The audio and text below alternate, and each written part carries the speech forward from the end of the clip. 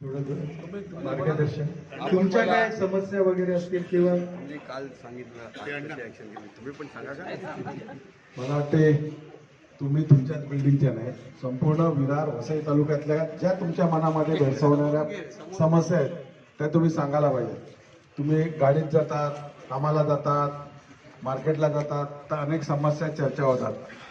तर त्याच्या कुठेतरी वाचा फुटली पाहिजे, तुम्ही बोललो पाहिजे.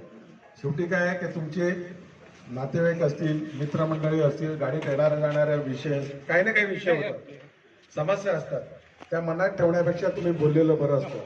आणि या ठिकाणी कुठचीही समस्या अख्ख्या वसई तालुक्यातली तुम्हाला जर वाटली, सांगितलं, तर त्याचं जे काय आमच्याकडे उत्तर आहे आम्ही ते देऊ, जेणेकरून तुम्हाला देखील गाडीमध्ये किंवा त्या चर्चेमध्ये ज्यावेळी तुम्ही हक्काने सांगतात आम्ही शिटीवाले आहोत, बहुजन विकास आघाडीचे कार्यकर्ते आहेत, तेव्हा समोरून कोणतरी चिमटा काढायचा प्रयत्न करत असतो आणि त्या प्रश्नाचं तुमच्याकडे उत्तर नसते.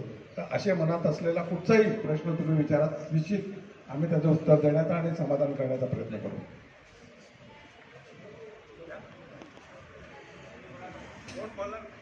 बोला ना, बोला ना. मला बोलायचं होतं. तर मी आता म्हणजे भले सिटीमध्ये नसेल कार्यकर्ता म्हणून, पण मी आताच माझी चर्चा चालली होती की इतके वर्ष झाले आज कार्यकर्ता म्हणून काम केलं, पण आज आमच्या सोसायटीचं जे काही काम झालं ते बहुजन विकास आघाडीच्या माध्यमातूनच झालं. आज जी काय सोसायटी आहे ह्याच्यापूर्वी मला वाटतं मी 2003 मध्ये इथे आली, तर ड्रेनेजचा इतका मोठा प्रॉब्लेम होता.